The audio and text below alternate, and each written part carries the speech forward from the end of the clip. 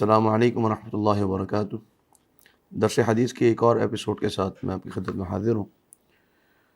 کتاب ہم پڑھ رہے ہیں اللہ علی المضیہ، جس میں وہ احادیث ہم پڑھتے ہیں جو کہ ہماری حدیث کی جو 6 بڑی بنیادی کتابیں ہیں جن کو ہم کتب ستہ کہتے ہیں، ان کی کامن احادیث کو ہم نے ایک جگہ پر جمع کیا ہے اس کتاب کے اندر، اور اس میں الحمدللہ ہم نے وہ احادیث جو ایمان سے تعلق رکھتی ہیں، جو ایمان کے ٹاپک پر ہیں، اور ایمان کے مختلف ٹاپکس جو ہیں اس کو ہم نے کور کیا کتاب الایمان کے اندر، ایمان کے چیپٹر کے اندر۔ اب ایمان کا چیپٹر ہمارا الحمدللہ مکمل ہو چکا۔ آج سے ہم انشاءاللہ شروع کریں گے، چیپٹر ہمارا ہے کتاب الطہارہ، پیوریفیکیشن، طہارت۔ تو طہارت میں یہ بات ہم سب جانتے ہیں کہ نبی صلی اللہ علیہ وسلم نے یہ بات ذکر فرمائی ہے کہ الطہور شطر الایمان، کہ طہارت جو ہے وہ ایمان کا نصف ہے، یعنی آدھا ایمان جو ہے وہ طہارت ہے۔ یہاں ایک مسکنسیپشن ہے اور ایک غلط فہمی ہے، جو ہم یہ سمجھتے ہیں کہ جو کلینلیس ہے، یعنی جو صفائی ہے، نظافت ہے، وہ طہارت ہے۔ یعنی اگر ایک شخص نے صاف ستھرے کپڑے پہنے ہوئے ہیں اور وہ اپنے گھر کو صاف ستھرا رکھتا ہے اور اس کا روم صاف ستھرا ہے، وہاں کوئی گندگی نہیں ہے، تو وہ سمجھتے ہیں کہ یہ طہارت ہے۔ حقیقت میں طہارت اور نظافت میں فرق ہے۔ پیوریفیکیشن ایک بالکل مختلف چیز ہے، صفائی اور نظافت ایک بالکل مختلف چیز ہے۔ اسی لیے جب ہم کمپیریزن کرتے ہیں آج کے مسلمان کا اور ایک ویسٹرن جو ہمارا ایک وہاں کا کلچر ہے، جو وہاں کی ایک صفائی ستھرائی کا نظام ہے، تو ہم یہ سمجھتے ہیں کہ شاید مسلمان آج طہارت پر عمل نہیں کر رہے۔ تو یہ ایک غلط فہمی ہے۔ اس میں کوئی شک نہیں کہ صفائی، نظافت اور ایک انسان کا صاف ستھرا رہنا، اچھے صاف ستھرے کپڑے پہننا، اپنے گھر کو صاف ستھرا رکھنا، اپنی گلی کو صاف ستھرا رکھنا، اپنی سوسائٹی کو، اپنے ملک کو، اپنے شہر کو صاف ستھرا رکھنا، یہ ضروری ہے، اور یہ انسان کی جو ایک تربیت ہے اس کا ظاہر کرتا ہے، اور یہ لوگوں کے لیے اس میں ایک اطمینان اور امن ہے، سکون ہے۔ آپ کو سڑکوں پہ گندگی نظر نہ آئے، آپ کو وہاں پر جو ہے وہ تھیلیاں اڑتی ہوئی نظر نہیں آ رہی ہیں، آپ کو وہاں پہ کوڑا کرکٹ کا ڈھیر نظر نہیں آ رہا، صفائی ستھرائی ہے اور ایک ڈسپلن ہے، تو یقیناً یہ ایک صفائی اور ستھرائی یہ ضروری ہے، اس سے انکار نہیں ہے۔ لیکن اسی کو طہارت سمجھنا، اسی کو پیوریفیکیشن سمجھنا، یہ غلط فہمی ہے۔ اس کی میں آپ کو مثال دیتا ہوں۔ اسلام نے طہارت کس کو قرار دیا؟ جو الطہور شطر الایمان ہے، وہ کیا ہے؟ کیا وہ صاف ستھرا رہنا اور پرفیوم لگا کے گھومنا، کیا یہ طہارت ہے؟ نہیں۔ طہارت یہ ہے کہ انسان جو ہے جب بے وضو ہو تو وضو کر لے۔ طہارت یہ ہے کہ انسان جو ہے جب اس پر غسل واجب ہو جائے تو وہ غسل کر لے۔ آپ مجھے بتائیے، کیا کفار غسل جنابت کرتے؟ کیا ان کے اوپر جنابت واجب نہیں ہوتی؟ تو جب واجب ہوتی ہے تو کیا وہ غسل کرتے؟ تو ایک ایسا شخص جو وضو کیا ہوا ہو، وضو کی حالت میں ہو، اور اس کے جسم پر اگر یا اس کے کپڑوں کے اوپر اگر کوئی میل کچیل لگی ہوئی ہو، تو ہم یہ نہیں کہہ سکتے کہ یہ شخص جو ہے وہ طاہر نہیں ہے۔ اور ایک شخص جو ہے وہ اچھے لباس کے اندر، 3 پیس سوٹ کے اندر جو ہے وہ پرفیوم لگا کے بیٹھا ہوا ہو، تو ہم یہ سمجھیں کہ یہ طاہر ہے۔ نہیں، یہ ایک ظاہری طہارت ہے، ایک ظاہری پاکیزگی یا صفائی ہے، طہارت نہیں۔ تو طہارت جو ہے وہ ایک بالکل اس کا ایک مختلف کانسیپٹ ہے شریعت کے اندر۔ جو پیوریفیکیشن کا جو کانسیپٹ اسلام نے دیا ہے وہ ایک بالکل مختلف ہے۔ وہ صرف جسمانی یا لباس کی طہارت نہیں ہے، بلکہ وہ ایک روحانی طہارت بھی ہے۔ اسی لیے ہم کہتے ہیں کہ ایک جو طہارت کی شریعت نے 2 قسمیں کی ہیں، ایک ہے طہارت حسیہ اور ایک ہے طہارت حکمیہ۔ کہ ایک ہے جو ظاہری طہارت ہے، اور وہ بھی وہ طہارت ہے جس کا ذکر اسلام نے کیا ہے، جو کہ آج کل مغربی کلچر کے اندر بھی ہمیں نظر نہیں آتی ہے۔ جو طریقہ اللہ کے رسول صلی اللہ علیہ وسلم نے ہمیں استنجا کا سکھایا ہے، جس طریقے سے بیت الخلاء میں جانا ہے، اور وہاں جس طریقے سے اپنے آپ کو ناپاکی سے بچانا ہے، اور پھر اس کے بعد استنجا کرنا ہے، یہ جو پورا ایک کلچر نبی صلی اللہ علیہ وسلم نے دیا دین اسلام کے اندر ہمیں، یہ ہمارے لیے بڑی قابل فخر بات ہے۔ جناب سلمان رضی اللہ عنہ، سلمان فارسی رضی اللہ عنہ، انہوں نے اس بات پر فخر کا اظہار کیا جب ان سے بعض لوگوں نے یہ کہا کہ جی آپ کے نبی تو جو ہیں وہ آپ کو تو یہ بھی بتاتے ہیں کہ آپ نے بیت الخلاء میں کیسے جانا ہے. کہا کہ جی ہاں الحمدللہ ہمارے نبی یہ سکھاتے ہیں ہمیں. نبی صلی اللہ علیہ وسلم نے ہمیں یہ بتایا کہ اگر تم بیت الخلاء جاتے ہو تو پھر تم نے وہاں پر پیشاب کے چھینٹوں سے بچنا ہے، اس سے عذاب قبر ہوتا ہے. تو کیا آج جو ہمارا مغربی کلچر جو ہمیں دکھاتے ہیں کہ وہ ایک ناپاکی کی حالت میں ہیں، پھر وہ جو ان کے واش رومز بنے ہوئے ہیں جہاں وہ ایک کھڑے ہو کر آپس میں ایک دوسرے کو دیکھتے ہوئے گفتگو کرتے ہوئے ایک بیت الخلاء کا ماحول بنا ہوتا ہے، کیا اس کے اندر پاکی کا تصور آتا ہے؟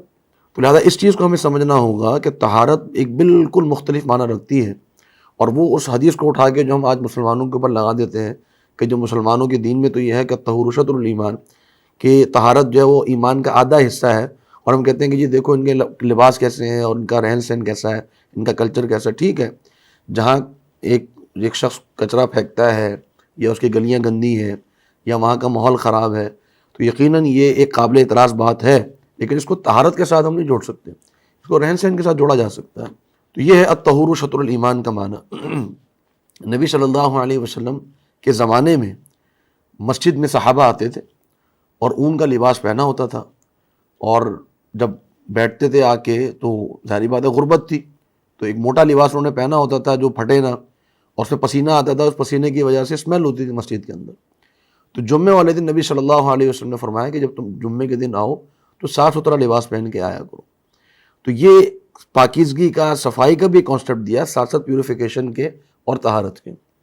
تو طہارت جو ہے وہ بنیادی طور پہ شریعت کے اندر اس کا آغاز جو ہوتا ہے وہ بیت الخلاء سے شروع ہوتی ہے، اور پھر اس کا آغاز چلتے ہوئے وضو کی طرف، پھر اسی طرح اگر وضو میں پانی میسر نہ ہو تو تیمم کی طرف، اور اسی طریقے سے انسان کی حالت جنابت سے لے کے اس کے غسل تک. یہ پورا ایک کانسیپٹ ہے جو اللہ رب العالمین نے ہمیں طہارت کا دیا ہے، اور اس طہارت کی وجہ سے انسان اللہ رب العالمین کے قریب بھی ہوتا ہے اور اللہ رب العالمین کی محبت بھی حاصل ہوتی ہے. جیسے قرآن مجید میں اللہ رب العالمین کا فرمان ہے کہ ان اللہ یحب التوابین ویحب المتطہرین، کہ اللہ رب العالمین جو توبہ کرنے والے ہیں ان سے بھی محبت کرتا ہے اور جو طہارت حاصل کرنے والے ہیں ان سے بھی محبت کرتا ہے. تو طہارت حاصل کرنے سے مراد کہ وہ مسلمان جو طہارت کے اس شرعی طریقے پر عمل کرتے ہیں جو نبی صلی اللہ علیہ وسلم نے ہمیں دیا ہے. تو کتاب الطہارہ کے اندر جو پیوریفیکیشن کا جو چیپٹر ہے ہمارا، اس کے اندر ہم یہ نہیں پڑھیں گے کہ آپ نے لباس کیسا صاف ستھرا پہننا ہے اور آپ نے اپنے گلی محلے کو کیسے صاف کرنا ہے. یہ تو ایک ظاہری بات ہے، اس میں کوئی شک نہیں کہ یہ تربیت کا حصہ ہے انسان کی اور یہ ہونا چاہیے. لیکن طہارت ایک بالکل مختلف کانسیپٹ ہے اور ہمیں اس کو سمجھنا ہے، کیونکہ آج کل ہمارے ہاں جادو اور جنات، اس کے جو مسائل ہیں اس کا ایک بڑا گہرا تعلق ہے طہارت کے ساتھ. جب انسان ناپاکی کی کیفیت میں ہوتا ہے، ناپاکی کی حالت میں ہوتا ہے تو شیطان کا غلبہ زیادہ ہوتا ہے. جیسا کہ بعض علماء نے اور جو روحانی معالج ہیں انہوں نے ذکر کیا اس چیز کو کہ کئی دفعہ اس طرح ہوتا ہے کہ ایک شخص جو ہے وہ ناپاکی کی حالت میں ہو یا کوئی خاتون ناپاکی کی حالت میں ہو تو اس وقت شیطان جو ہے اس کے جسم میں داخل ہو سکتا ہے. تو عموماً جو ہم نے یہ دیکھا ہے ماحول یا یہ بات ہم نے ہمارے سامنے آتی ہے کہ جی کسی شخص پر کوئی جن کا غلبہ ہو گیا یا شیطان کا غلبہ ہو گیا یا جادو اثر کر گیا یا نظر بد لگ گئی، تو عموماً ناپاکی کی حالت میں ہو تو اس وقت یہ زیادہ معاملات ہوتے ہیں. اسی لیے نبی صلی اللہ علیہ وسلم نے رات سے پہلے جب انسان جب سونے لگے تو اس سے پہلے بھی وضو کرنے کا تذکرہ کیا. تو یہ پیوریفیکیشن کا جو بیسکلی جو کانسیپٹ ہے اصل میں بس اس کو سمجھنا ضروری ہے کہ جو طہارت ہے وہ بالکل ایک مختلف چیز ہے نظافت سے، کلینلینس سے. پیوریفیکیشن ایک بالکل ڈفرینٹ ایک کانسیپٹ ہے اسلام کے اندر، اور یہ ہمارے سامنے واضح ہونا چاہیے. تو ہم ایک ظاہری صفائی پر ضرور بات کریں، لیکن اس کے ساتھ ساتھ جو ایک طہارت ہے اس کا ایک اہتمام اور اس کو صحیح طریقے سے کرنا. ہماری 70-80% مسلمان جو ہیں وہ یا تو اپنی طہارت کے متعلق ان کو معلومات نہیں ہیں، یا پھر طہارت وہ صحیح طریقے سے حاصل نہیں کر پا رہے ہیں. ان کا وضو درست نہیں ہے، ان کا غسل درست نہیں ہے، ان کا جو بیت الخلاء کے معاملات ہیں، جو استنجا کے معاملات ہیں وہ درست نہیں ہے. اور یہ بہت اہم ٹاپک ہوتا ہے. اسی وجہ سے علماء نے، جیسا کہ آج ہم یہ کتاب پڑھ رہے ہیں حدیث کی، تو علماء نے یہ چیز ذکر کی ہے کہ کتاب الایمان کے فوراً بعد کتاب الطہارہ کا ذکر کیا جاتا ہے. تو ہم نے ایمان پڑھ لیا، عقیدہ پڑھ لیا، اب جب ہم عمل کی طرف جا رہے ہیں تو عمل میں سب سے پہلا عمل جو ہے وہ طہارت ہے. جب کچھ اسلام قبول کرنے لگتا ہے تو اس سے پہلے اس کو غسل کرنے کا کہا جاتا ہے. تو ہم جب نماز کی طرف جاتے ہیں جو پلرز آف اسلام ہے کہ جس میں آپ نے پہلے جو ہے وہ شہادہ دینی ہے توحید کی اور نبی صلی اللہ علیہ وسلم کی رسالت کی، اس کے بعد پھر آپ نے نماز کی طرف جانا ہے. تو نماز سے پہلے آپ نے طہارت کا حاصل کرنا ہے، پیوریفیکیشن ہے. اس لیے یہ چیپٹر ہے اور یہ بہت اہم چیپٹر ہے، ٹاپک ہے کہ ہم نے کس طرح وضو کرنا ہے، ہم نے کس طریقے سے جو ہے وہ بیت الخلاء کو کے معاملات کو صحیح کرنا ہے، اور کیسے ہم نے صحیح غسل کرنا ہے. اور یہ ایسے ٹاپکس ہیں کہ جس پہ عموماً جو ہے وہ والدین اپنے اولاد سے بات نہیں کر پاتے، اور یوتھ کے اندر، نوجوانوں کے اندر اس معاملات کے تعلق سے بہت سی غلط فہمیاں بھی ہیں اور ان کو معلومات بھی نہیں ہیں. تو ہم کوشش کریں گے انشاءاللہ کہ اس چیپٹر پہ وہ چیزیں کور کر پائیں جو خاص طور پہ نوجوانوں کے تعلق سے بھی ہیں، طہارت کے تعلق سے بھی ہیں، تاکہ جو ہے وہ ہمیں صحیح طور پہ وہ طہارت حاصل ہو سکے کہ جس سے اللہ رب العالمین کو محبت ہے. تو آج کا ہمارا جو پہلا درس ہے چیپٹر جو پیوریفیکیشن پر، وہ انشاءاللہ ہم اس کی صرف تھوڑی سی تعریف میں نے آپ کو اور اس کی جو اہمیت ہے اس کے تعلق سے آگاہی دینا ضروری سمجھا. انشاءاللہ نیکسٹ جو ہمارا ایپیسوڈ ہوگا اس میں انشاءاللہ ہم اس کی احادیث کو پڑھنا شروع کریں گے. اللہ رب العالمین سے دعا ہے کہ اللہ تعالیٰ ہمیں پاک صاف اور طہارت حاصل کرنے کی توفیق عطا فرمائے. السلام علیکم ورحمۃ اللہ وبرکاتہ.